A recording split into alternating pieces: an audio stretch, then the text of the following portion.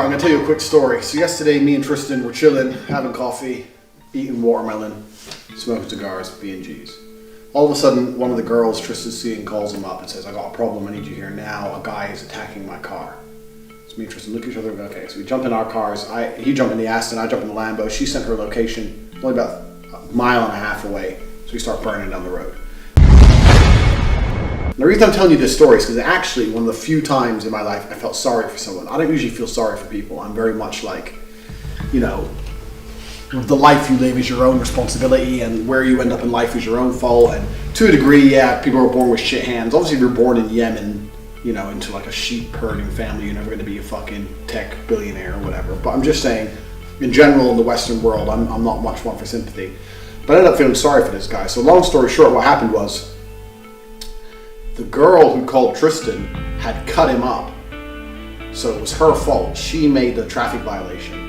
And the guy got so pissed off, road rage, got out of his car and started slamming on the thing of her, on the boot of her car. So anyway, so when me and Tristan roll up, Aston Lambo, obviously everyone stares because of the noise and because of the cars they are. We pull up right next to the car. The dude's still like screaming kind of at her, and then he turns and sees these two cars. He's like, well, that's a bit weird. Me and T get out and start walking over, and he shits himself and tries to run away. So Tristan goes over and grabs him and goes, "What the fuck you doing?" And roughs him up a bit. Anyway, while he's doing that, I was with Tristan and I realized Tristan had it completely under control. The guy was no match for Tristan anyway. Tristan's like 120 kilos. So I was like, well, Tristan had him up off the ground and everything. So I asked the girl what happened. The girl was like, "Oh, well, I was driving and I pulled out on him and it was an accident and he went psycho." And I went over to Tristan and I said, "Okay, just let him go." Tristan goes, "Let him go?" I said, "Yeah, let him go." So anyway, that's the end of the story. So me and Tristan went for coffee back when the girl left, blah, blah, blah, back for coffee after we did our little policing job. Went back to coffee. And I was sitting there saying to Tristan, I said, "I felt sorry for that guy." He said, "Why?" I said, "He was completely in the right from a traffic perspective." He says, "You have to understand, this dude's driving down the road. Some bitch who's 10 out of 10, hotter than he will ever get in his life, pulls out directly in front of him in a Porsche Cayenne. My guy has an old Citroen worth about 4,000. This girl's driving, and this is in Romania, this is where the average wage is about 500 euro a month. This girl's driving a 95,000 euro car. So she's in the upper echelons of income like me and Tristan are.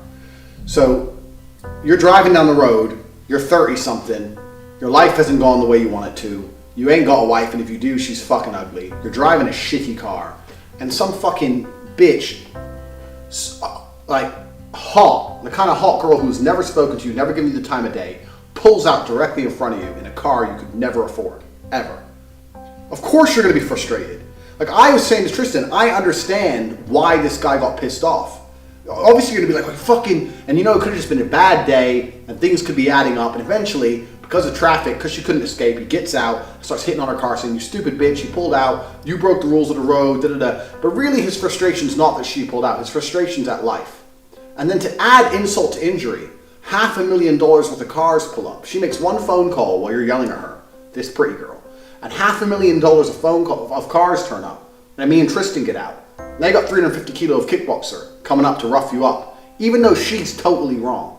And the reason I felt sorry for him, and I was saying to Tristan, is it just shows that everyone has a place in life, and it's the reality. It's the reality of the world. I'm not Tom Cruise. I'm not famous. Me and Tristan are not famous. We're famous in Romania, tabloid bullshit, but we're not famous in any real sense.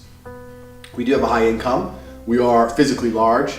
We are young. We have a lot of assets that go in our favor. But I'd say we're in the top 5 to 10% of men on the planet in terms of our achievements and our abilities, etc., etc. But this poor dude, when Tristan had him all gripped up and his anger had turned from anger into pure, not even fear, it was more just like submission. Like, this pretty bitch with her expensive car is just called the $500,000 police, and I can't fuck with people on this level. He was just like, I'm sorry. I'm sorry. He was just like very not afraid. He should have been. He was, but he was very like just submissive to it. And there was a huge lesson in it for me. It's even hard for me to articulate. I was just saying to Tristan, it shows that there's different places in life that this woman can go through the world driving wrong, driving like a prick, and as soon as someone loses their temper with her, that's the person who ends up going home feeling disheartened. And I'm telling you, man, that's suicide shit. That's the kind of shit that's just the final nail in the coffin. When you go home, you park your shit car, you go into your shit house, you look around at your shit life, and you think, who the fuck is this girl can just pull out on me anytime she wants and call these two kickboxers and this Lambo and this ass to come rough me up? I wasn't even in the wrong in the first place. Maybe I shouldn't have yelled at her car, but she shouldn't have pulled out on me. And this is why when people say to me, Tate, you're obsessed with money. I say, no, I'm obsessed with not being in that position. I'm never going to let me live my only one life on this planet and waste my years of consciousness in that position. I don't want to be the guy who's 37, driving a fucking shitty Citroen, who gets pulled out on a girl who's too hot for me, driving a car I can never afford, who can call fucking dudes, psycho kickboxers with fucking Lambos and Astons to turn up and bust me up. I'm never going to be that guy. I'm never going to accept that submissive position. And that's why I say when I talk about money and achievement and training and all these things and how important they are, because if you don't find those things important, well then you're just accepting your place lower down. And I don't think anyone should ever live that way. I genuinely felt sorry for that dude.